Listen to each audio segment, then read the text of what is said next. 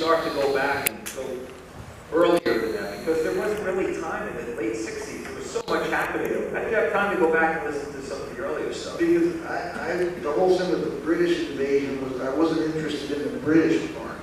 You know, I said, no, I'm an American artist. And so the influences that I'm interested in are American influences.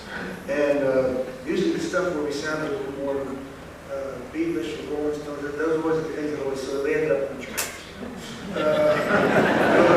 For my own thing, I said, no, I'm an American rock and soul artist, rock and roll artist, and that's who I specifically want to be. So I went back to all those original influences, Lord Orbison, Motown, Stax, all of those records that meant a great deal to me.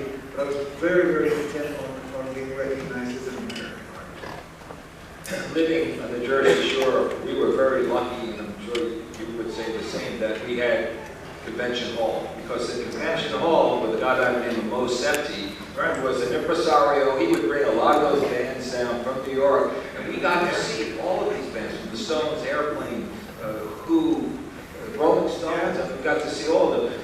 That was almost like an education for a lot of musicians around here. It was a funny thing, because at the time, while all those acts were playing at Convention Hall, I either didn't have the money to go, because I didn't see any of them.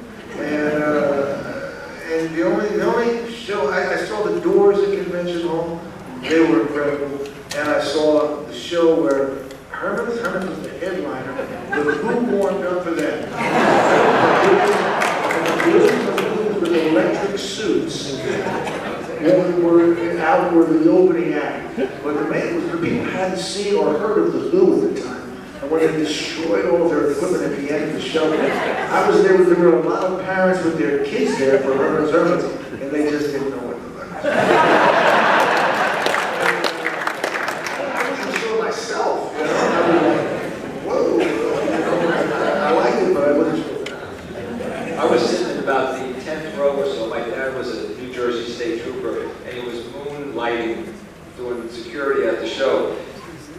The Who started breaking up their suits. He tore down there, grabbed me, and said, let's go, there's a riot. But we didn't. No.